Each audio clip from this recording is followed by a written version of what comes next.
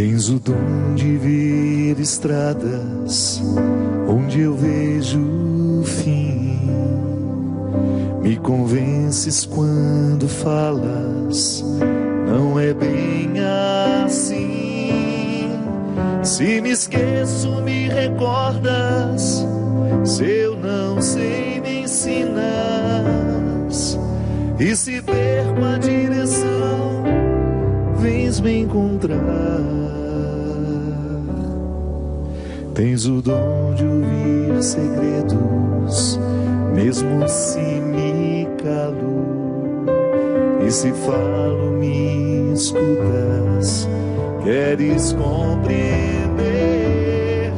Se pela força da distância tu te ausentas, pela força que a saudade voltarás. Quando a solidão doeu em mim, quando o meu passado não passou por mim, quando eu não soube compreender a vida, tu vieste compreender por mim. Quando os meus olhos não podiam ver, tua mão segura me ajudou a andar. Quando eu não tinha mais amor no peito, teu amor me ajudou a amar. Quando os meus sonhos vi desmoronar, me trouxeste outros pra recomeçar. Quando me esqueci que era alguém na vida, teu amor veio me relembrar que Deus me ama, que eu não estou só, que Deus cuida de mim quando fala pela tua voz e me diz coragem, que Deus me ama, que eu não estou só, que Deus cuida de mim quando fala pela tua voz e me diz coragem.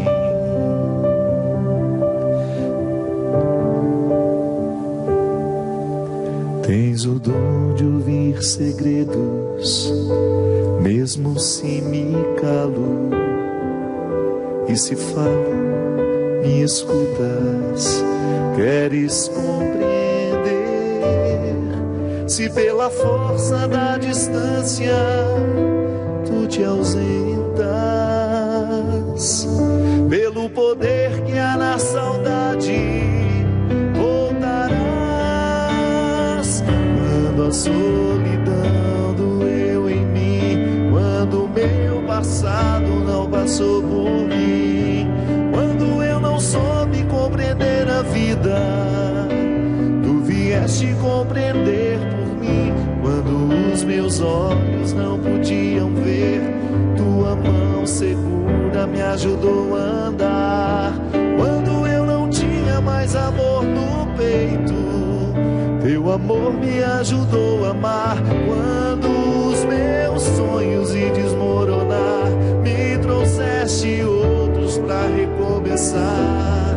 Quando me esqueci que era alguém na vida, teu amor veio me relembrar. E Deus me ama, eu não estou só,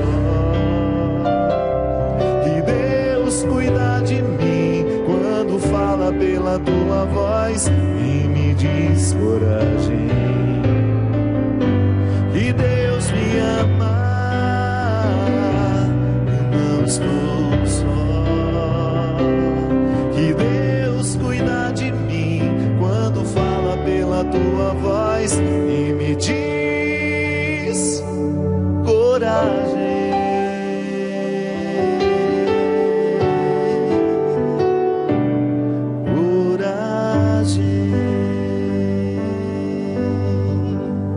Boa noite, com muita alegria que nós começamos mais um programa Direção Espiritual. Gosto de compreender a nossa experiência de Deus como uma experiência de ficar amigo dele, crescer na amizade, na cumplicidade. E aliás, para isso nós temos amigos. para nos ensinar que isso é possível. É interessante a gente identificar que as experiências sobrenaturais só são possíveis àqueles que foram bem alimentados de experiências naturais. Crer que Deus é Pai, por exemplo, requer a gente ter confiança no Pai da gente. Porque senão essa frase, essa expressão não diz nada para nós.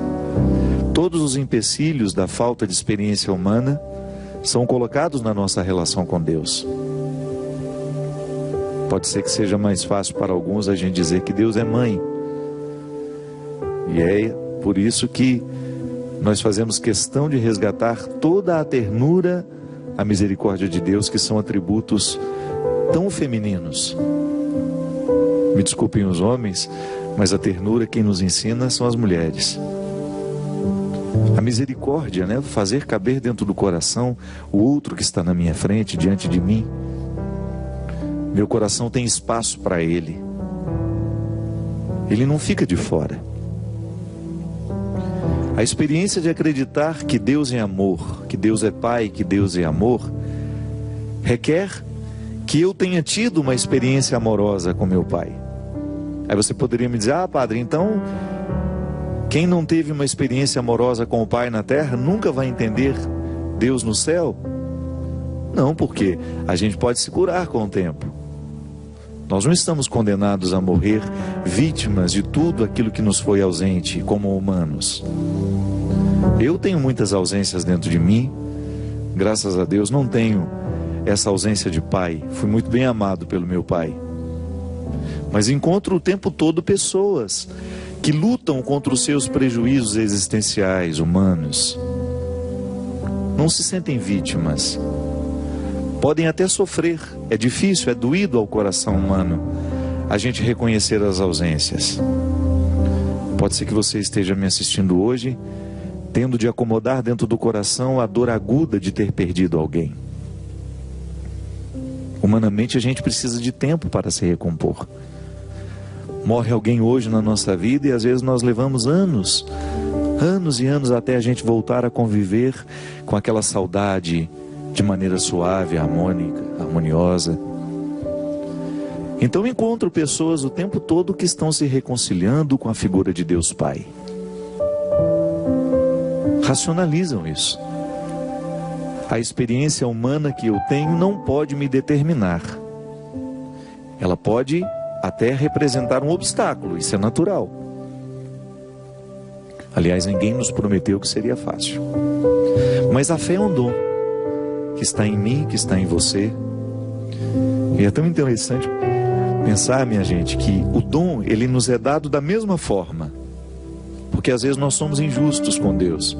A gente olha para o vizinho que tem uma experiência religiosa bonita, admirável, que repercute no caráter dele. Porque o bom religioso não é aquele que quantifica o tanto de vezes que vai à igreja, não. É aquele cujas vezes ele foi à igreja, causou transformação no jeito dele ser. E às vezes a gente olha para aquele que parece ser um pouco mais religioso do que nós, aqueles que são aparentemente mais fiéis do que nós, e a gente fica na tentação de pensar que Deus deu mais fé a ele do que a nós. Não. A mesma fé que está no coração do Papa foi dada ao seu coração também. O que nos diferencia, muitas vezes, nessa experiência, é o tanto que a gente cultiva o que recebeu.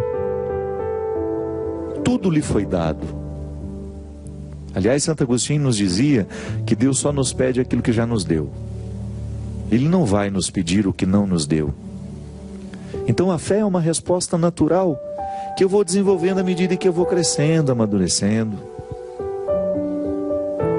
De formas diferentes também, porque a sua fé manifesta dentro do contexto da sua humanidade, tudo aquilo que lhe é próprio. Eu tenho um jeito de ser, você tem outro, Christian tem outro.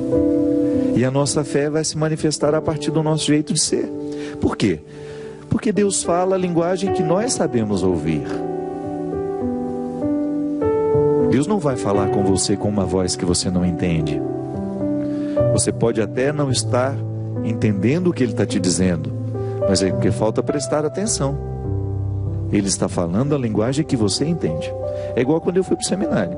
O que me fascinou lá foi a piscina.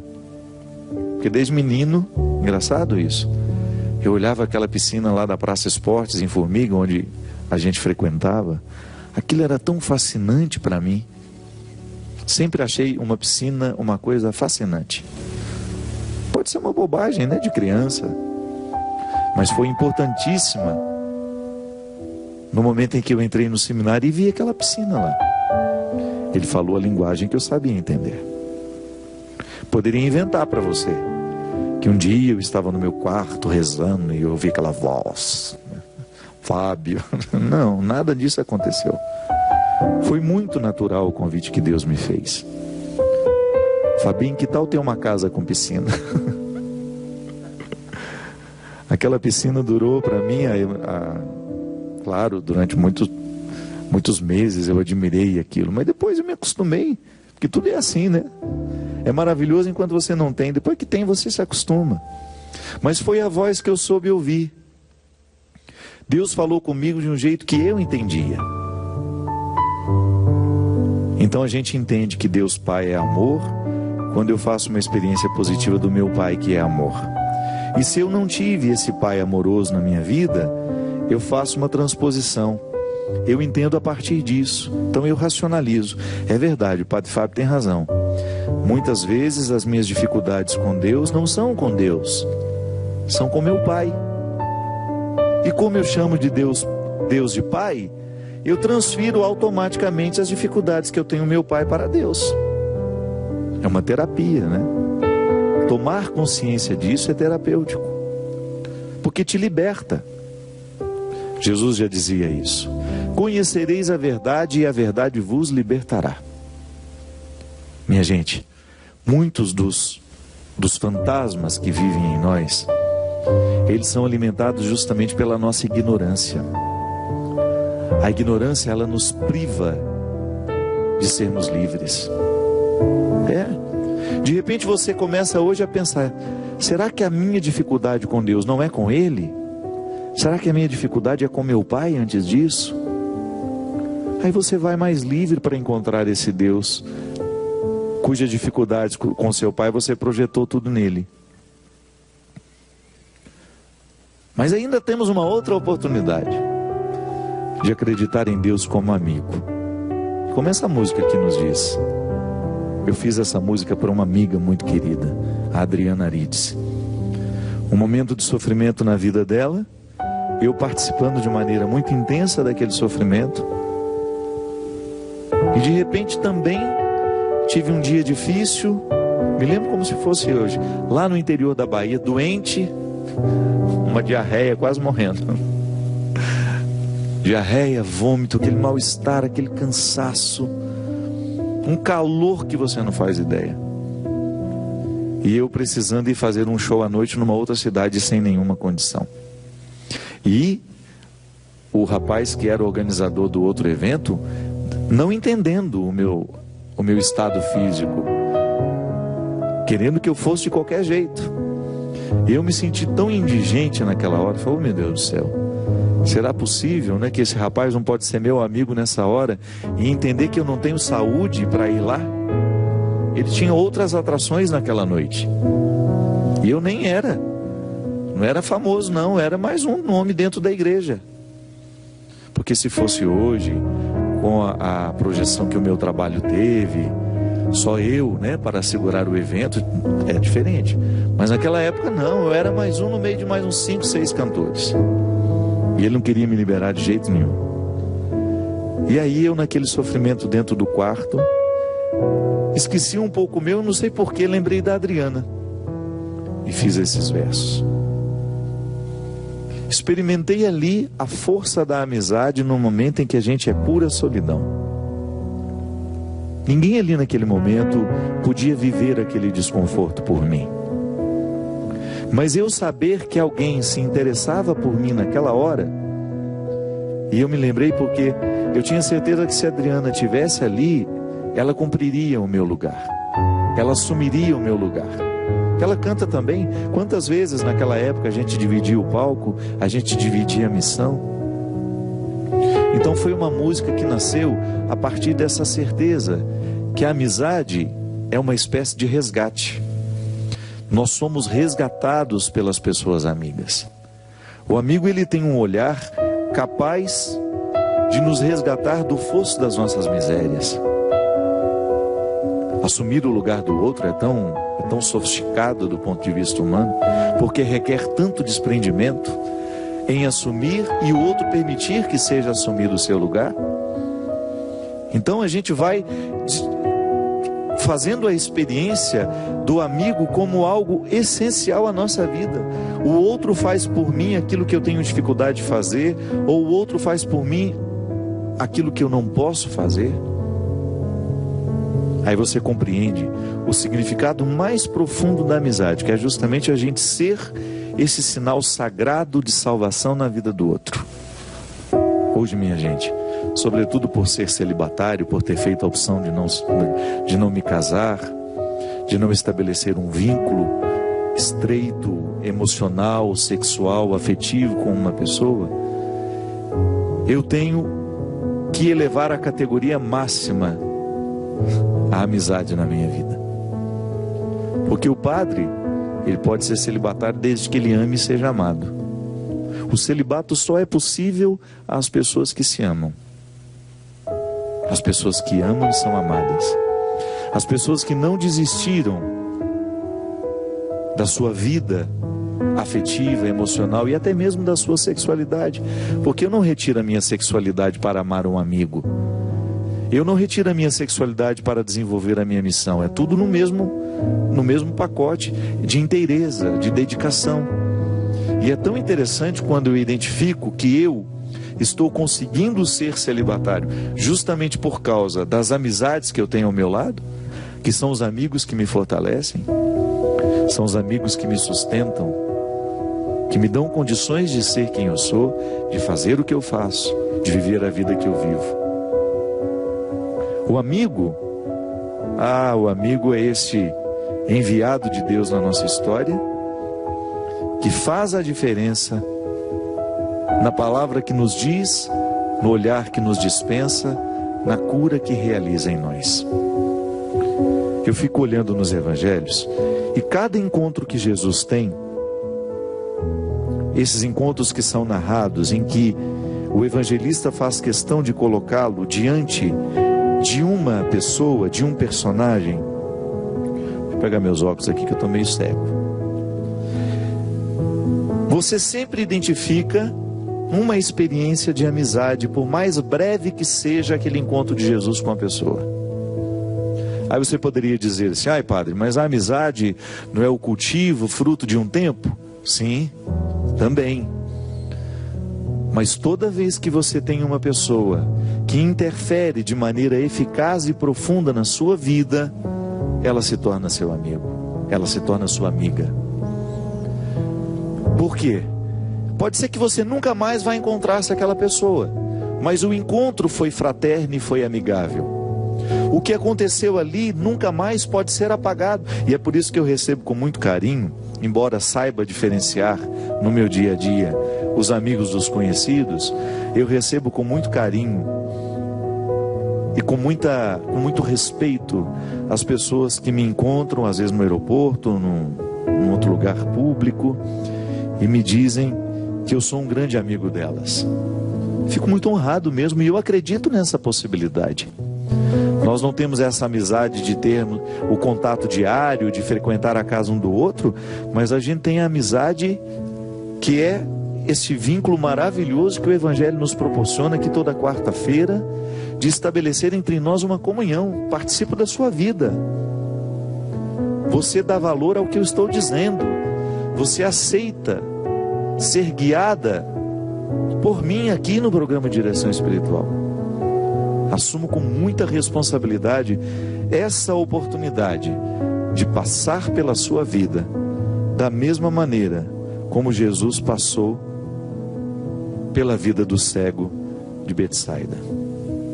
O Evangelho nos diz assim, está em Marcos, capítulo 8, versículo 22. Chegaram a Betsaida e trouxeram-lhe um cego. Pediram-lhe que tocasse nele. Tomando o cego pela mão, levou-o para fora do povoado, cuspiu nos olhos dele, impôs-lhes as mãos e perguntou: estás vendo alguma coisa? Erguendo os olhos, o homem disse: estou vendo as pessoas como se fossem árvores andando. Jesus impôs de novo as mãos sobre os olhos e ele começou a enxergar perfeitamente. Ficou curado e era capaz de ver tudo claramente. Jesus despediu e disse-lhe: não entres no povoado. Veja bem, nessa experiência de amizade, Jesus proporciona a este homem a possibilidade de voltar a enxergar. Isso é tão significativo na nossa vida, minha gente, porque eu preciso o tempo todo passar pela experiência de quebrar as cegueiras que me impedem de ver o que realmente merece ser visto. Até na miudeza dos meus dias, como eu corro o sério risco de dar atenção àquilo que pode esperar e deixar de fazer aquilo que não pode esperar. Muitas vezes fico cego pelo meu excesso de trabalho, por tantas outras coisas que vão tomando o meu tempo, e de repente alguém exerce na minha vida o mesmo papel que esse cego, que Jesus exerceu na vida do cego. Abre-lhe os olhos. Uma palavra tem o poder de abrir os olhos. E como tem? Quando essa palavra é verdadeiramente comprometida com a nossa felicidade, com a nossa alegria, quando essa palavra está de fato comprometida com o nosso bem, ela abre os nossos olhos. Ela faz mais que isso. Ela nos faz ver estradas que antes a gente não via sozinho. Quando os meus olhos não podiam ver, tua mão segura me ajudou a andar. Quando eu não tinha mais amor no peito, teu amor me ajudou a amar. Quando os meus sonhos de desmoronar, me trouxeste outros pra recomeçar. Quando me esqueci que era alguém na vida, teu amor veio me relembrar. O outro exerce na nossa vida um papel de nos dar aquilo que nós não estamos tendo sozinhos. Não se trata de viver por nós. Não. Não se trata de tornar-se aquele que vai, de alguma forma, nos levar eternamente nas costas. Não. Mas nos oferecer temporariamente aquilo que sozinhos nós não podemos ter. Mesmo porque a amizade não pode nos retirar a autonomia, né? A amizade saudável é aquela que o outro passa pela minha vida e depois vai viver o seu papel, vai viver o seu protagonismo e eu vivo o meu. Os papéis, a fraternidade não anula a minha responsabilidade de ser quem eu sou. O meu amigo fica ao meu lado para me ajudar a ser quem eu sou, mas não para ser por mim. Pode até temporariamente assumir o meu papel, para me dar um alívio, para me dar condições de ter o tempo da recuperação, mas o protagonismo continua sendo meu. Permita hoje que Deus lhe mostre quem são os seus verdadeiros amigos. Isso é um ato de conversão, viu? É conversão a gente reconhecer quem de fato tem o dom de nos levar a Deus. Mais uma vez, eu gosto dessa frase. O bom amigo é aquele que nos faz amigo de Jesus, é aquele que nos aproxima da verdade, é aquele que nos ajuda a descortinar todos os equívocos que tantas vezes se estabelecem na nossa vida porque somos ignorantes, porque não temos a percepção da realidade, porque não somos capazes de juntar as peças do jogo. E o verdadeiro amigo, ele tem esse dom de nos encaminhar ao lugar certo, ao momento certo, para que a intervenção aconteça com muita sabedoria e você consiga mudar aquela peça que até então estava prejudicando o seu desempenho e a sua vitória. Eu espero que nesse tempo tão especial, onde o nosso coração fica aguçado a perceber o que é errado em nós, porque a Quaresma nos proporciona isso, um olhar ainda mais cirúrgico sobre a realidade humana, de você ser capaz de cortar na carne com o seu olhar, de você identificar o cerne das questões, aquilo que de fato em você hoje poderia ser muito melhor, e estabelecer, fazer dessa amizade, dessa experiência humana, um ensaio para a compreensão da eternidade que nos espera. Viu? Eu espero que hoje esse programa nos ajude a ver, reconhecer este Deus amigo que nos ama através das pessoas. Quando os meus olhos não podiam ver, tua mão segura me ajudou a andar. Quando eu não tinha mais amor no peito, teu amor me ajudou a amar. Quando os meus sonhos me desmoronaram, me trouxeste outros para recomeçar. Quando me esqueci que era alguém na vida, teu amor veio me relembrar que Deus me ama, que eu não estou só, que Deus cuida de mim quando fala pela tua voz e me diz coragem, que Deus me ama, que eu não estou só, que Deus cuida de mim quando fala pela tua voz e me diz coragem.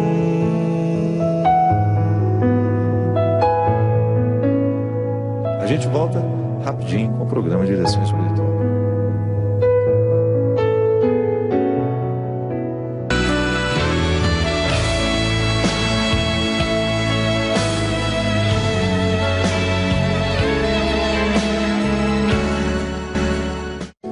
Estamos de volta com o programa Direção Espiritual. Muito obrigado a você que nos assiste, nos acompanha e que nos recomenda.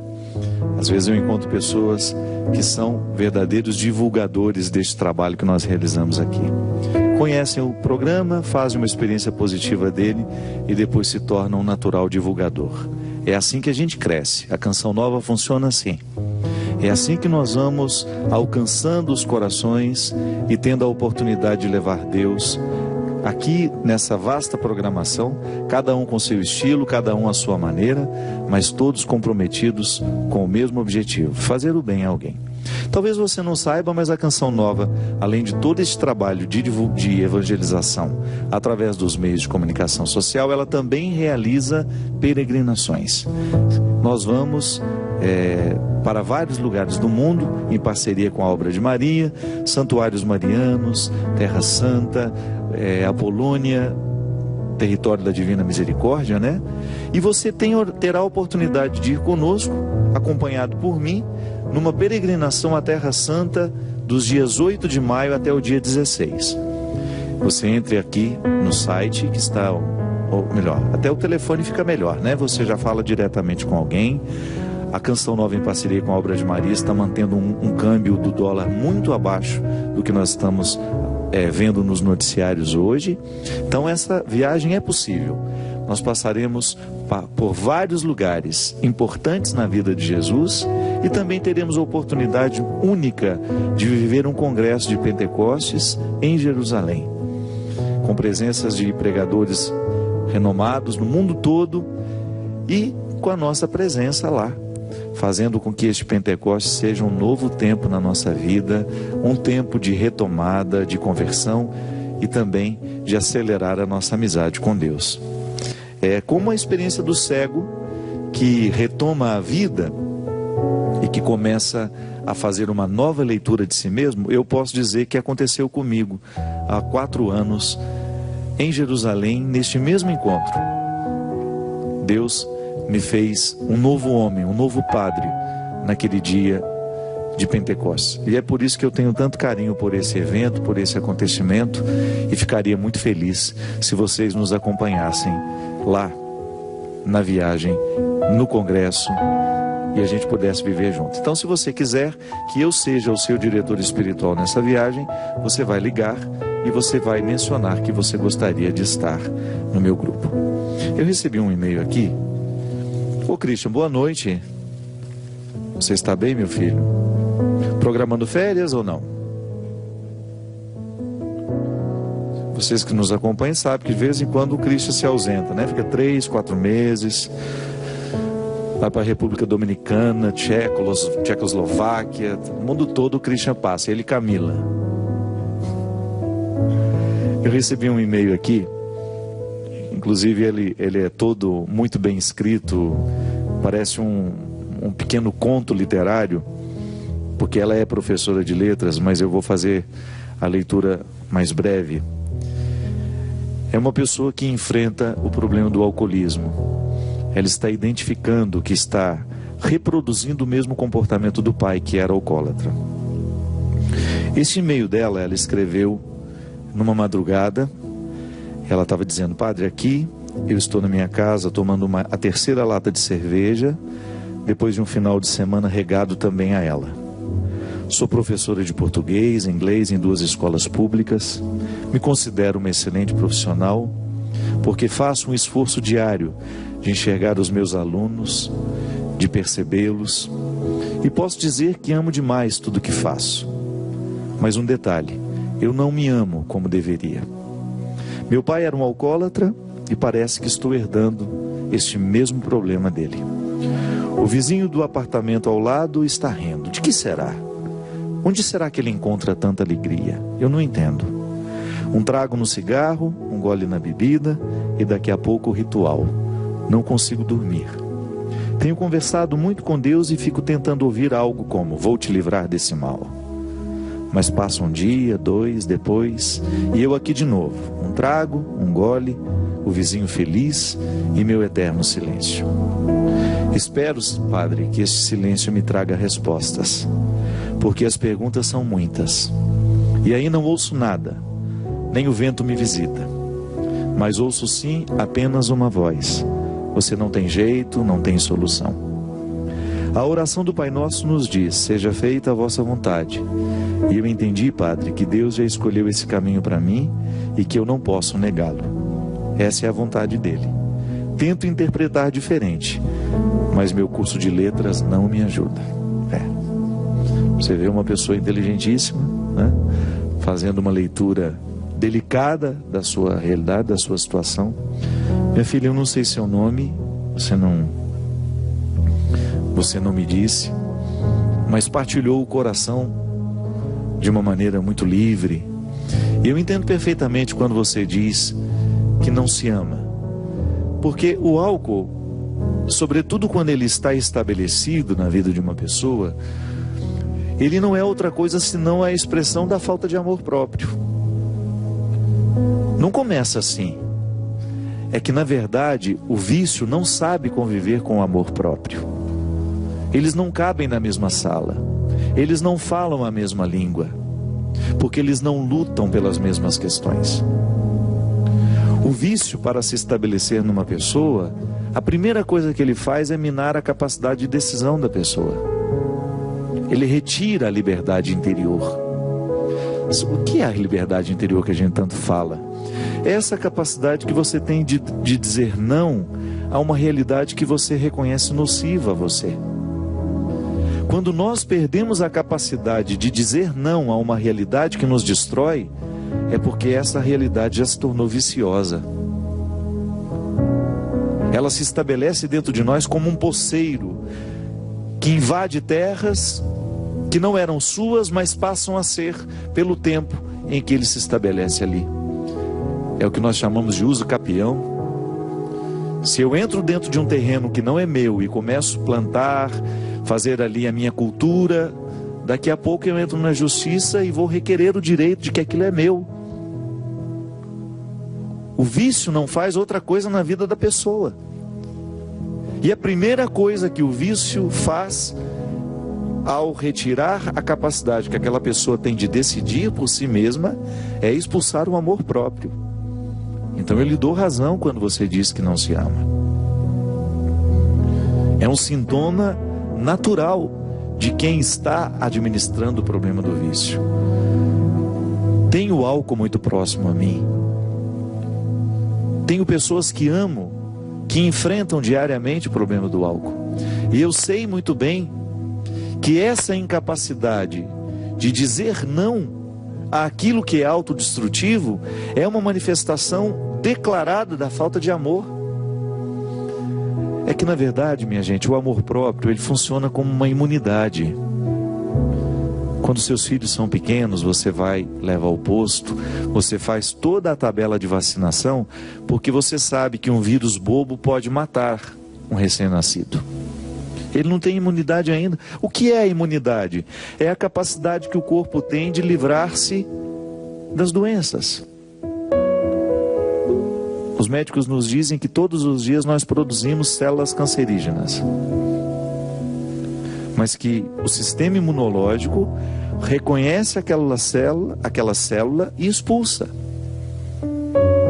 Eu, quando era menino, ao estudar o sistema imunológico na aula de biologia, a professora, para falar numa linguagem simples que nós poderíamos entender, ela dizia que era um exército de soldadinhos que iam à frente, capturando os vírus, as bactérias, tudo aquilo que pode ser nocivo à nossa vida, e expulsando, para que o que é nocivo não se estabeleça e não mate o saudável em nós. Quando o sistema imunológico está baixo, ele está sofrendo, quando ele não está com todas as suas possibilidades, as células cancerígenas ganham força dentro de nós. É por isso que os médicos dizem que hoje o câncer está muito associado também a estilo de vida. O estresse abaixa a nossa imunidade. A gente fica menos capaz de lutar pela saúde. Estranho isso, né? A gente vai, através da alimentação, da falta de atividade física, a gente vai fragilizando a saúde e o nosso sistema imunológico vai sofrendo. Quem tem afta, primeira coisa que a gente fala, baixou a imunidade, vem a afta, vem a herpes, vem a gripe, o resfriado.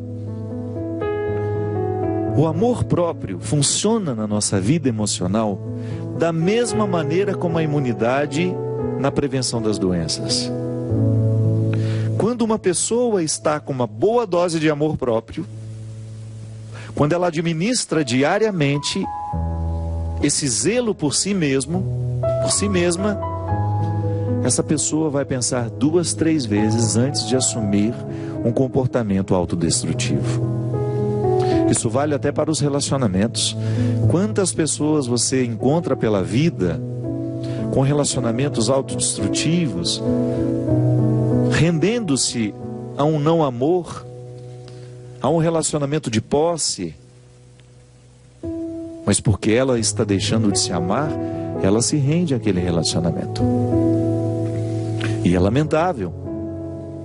Quando o amor próprio está em baixa, nós nos tornamos uma presa fácil para os vícios. O que eu te sugiro, minha filha? Primeira coisa, fortalecer-se. Você precisa ter uma vontade fortalecida. Santo Agostinho falava muito disso, da vida virtuosa. O que é a vida virtuosa?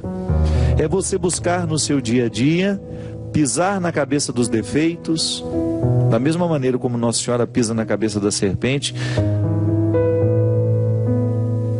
na representação da imagem que nós conhecemos, a Nossa Senhora das Graças, né? Que pisa na cabeça da serpente. Santo Agostinho sugere a vida virtuosa até mesmo para os ateus. Porque ele aprendeu isso lá na filosofia antiga, num tempo em que esses escritos, essas sugestões filosóficas eram para ateus, mas também para aqueles que queriam ser cidadão. Eu quero ser um bom cidadão na minha cidade. Platão, Aristóteles já falavam disso. A vida virtuosa como aquela que organiza a vida social. Agostinho já está falando numa perspectiva cristã. Quando eu luto para viver uma vida virtuosa, eu naturalmente estou deixando de dar força ao pecado que gera o vício. Então a primeira coisa, minha filha, é você fortalecer a sua vontade.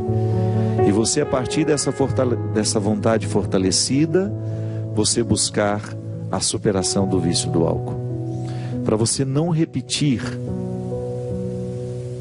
a mesma destruição que seu pai cometeu. Ah, padre, mas como é que a gente fortalece a vontade? Cercando-se de coisas boas. Uma boa leitura, mudança de hábitos, cercando-se de pessoas que possam de fato contribuir com você. Tem tanta gente boa no mundo, eu sempre digo isso. Tanta gente especial no mundo, tanta gente brilhante do ponto de vista humano. Nessas ONGs, desses grupos de voluntariados, tanta gente especial ali. E nós muitas vezes fechados nos nossos mundos, cultivando pessoas que não nos agregam, que não nos edificam. Talvez você esteja necessitando dar uma olhada até nas suas amizades, né? É muito perigoso você identificar que no seu ciclo de amizades, isso é, de pessoas que exercem uma autoridade afetiva sobre você, estão aquelas que corroboram o seu vício. Estão aquelas que não lhe ajudam a vencer o que você precisa vencer. Rezo por você, minha filha. Quero que você tenha êxito, para que você tenha êxito na sua luta, para que você volte a se amar, que você redescubra o seu valor como pessoa e que você não se renda a tudo isso que está lhe destruindo. Padre Fábio, boa noite. Meu marido me traiu há 19 anos, voltamos, mas eu nunca mais confiei nele. E eu acho que estava certa, pois há alguns dias peguei uma conversa dele com uma mulher que ele nem conhece pessoalmente, marcando o encontro. Estou vivendo um inferno, ouvi sua mensagem sobre o perdão, amor, defeitos, e eu não consigo nem olhar para ele. Ele tem acabado com a minha vida. Estamos juntos há 26 anos, hoje tenho 40 anos e sinto que perdi toda a minha vida ao lado dele. Como perdoar? Minha filha, o perdão é, antes de qualquer coisa, um banho de amor próprio. Porque quando eu perdoo, eu expulso de mim o lixo que porventura o outro resolveu deixar. Sempre que eu decido perdoar, eu estou decidindo de maneira inteligente pelo meu bem-estar. Eu estou optando. É claro que o meu perdão tem repercussão na vida de quem eu perdoo, mas o primeiro a ser beneficiado com o gesto sou eu. Agora, o que é interessante é você identificar, talvez essa nova traição seja uma consequência de uma vida que vocês não souberam articular bem. O casamento não é mágica, gente. Viver casado não é brincadeira.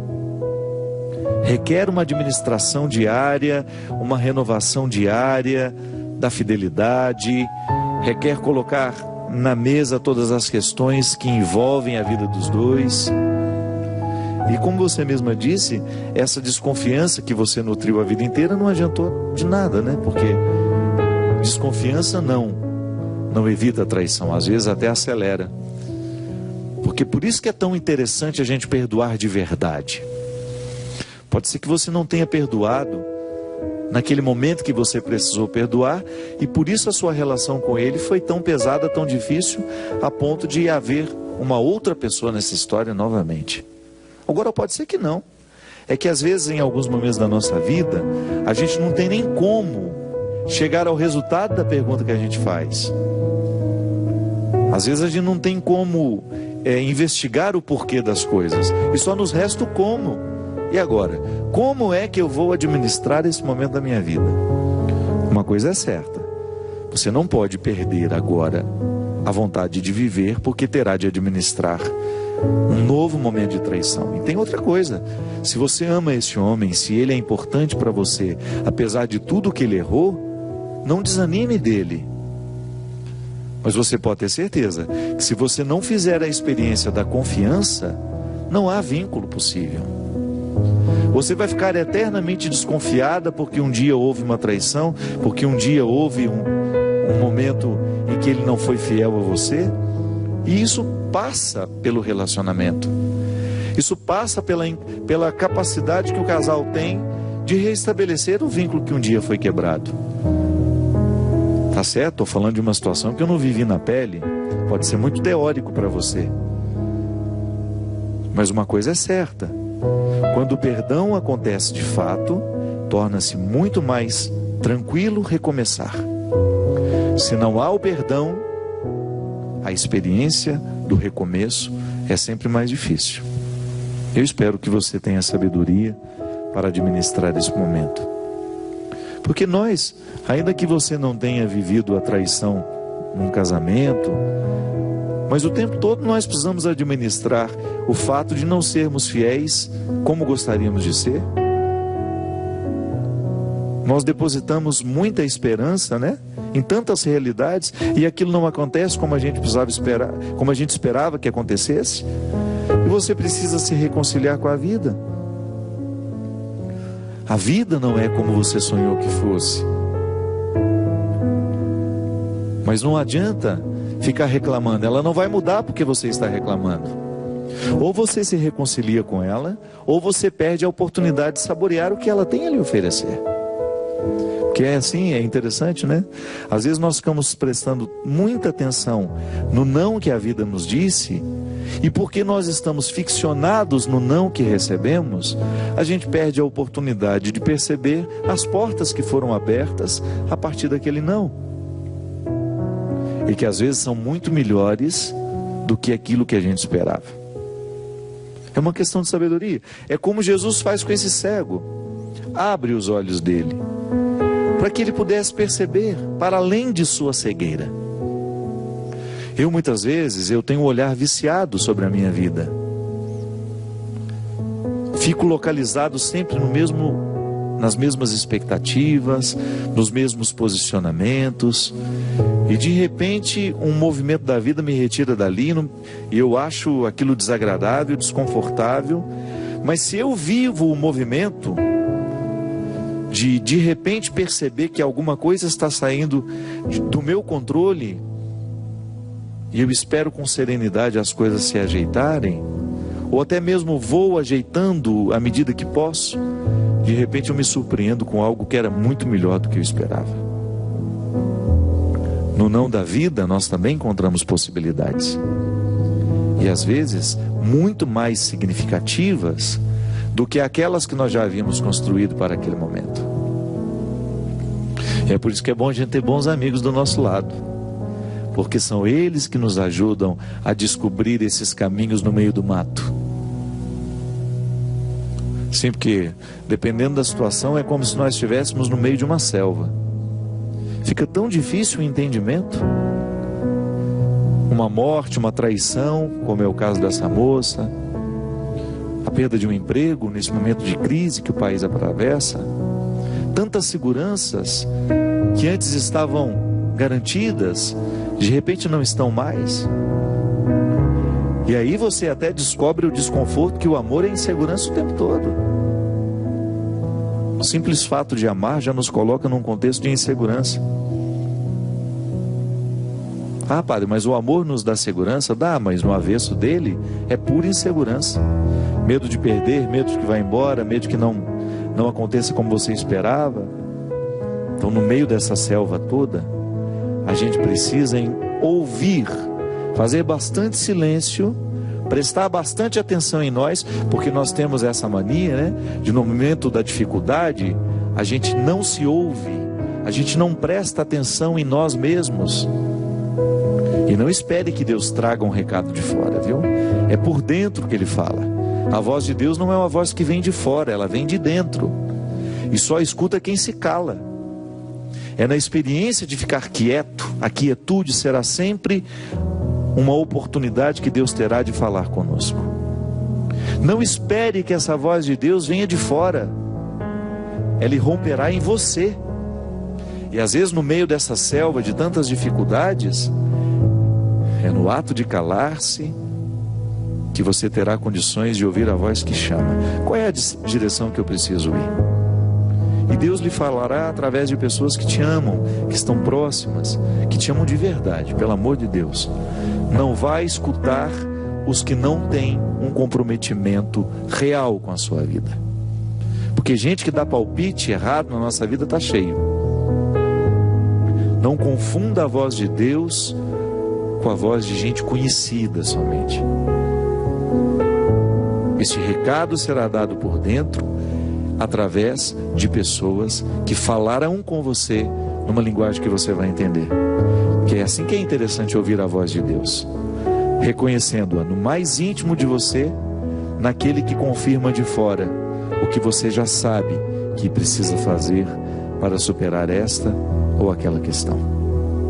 Volto a dizer, você escuta a sua voz quando o outro vem e diz exatamente o que você já está se dizendo há muito tempo. Ali existe uma confirmação da voz que Deus lhe soprou com a voz que Ele confirma naquele que chega. Obrigado pela companhia. Eu espero que você possa fazer uma bonita experiência de abrir os caminhos nessa mata que é a existência, ouvindo a voz de Deus que fala em você e através daqueles que te amam. Derrame sobre você, sobre a sua vida, a bênção e a proteção do céu, do Deus Todo-Poderoso, Pai, Filho e Espírito Santo. Amém. Tens o dom de ver estradas quando vejo o fim.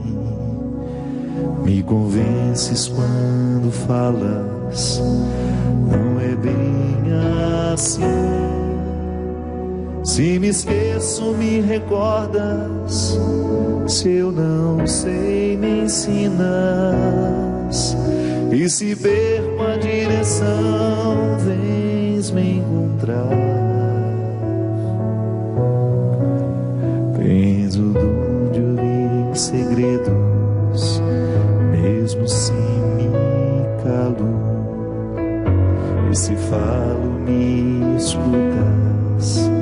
Queres compreender, se pela força da distância tu te ausentas, pelo poder que há na saudade voltarás. Quando a solidão doeu em mim, quando o meu passado não passou por mim, quando eu não soube compreender a vida, tu vieste compreender por mim. Quando os meus olhos não podiam ver, tua mão segura me ajudou a andar. Quando eu não tinha mais amor no peito, teu amor me ajudou a amar. Quando os meus sonhos vi desmoronar, me trouxeste outros pra recomeçar. Quando me esqueci que era alguém na vida, teu amor veio me relembrar que Deus me ama, que eu não estou só, que Deus cuida de mim quando fala pela tua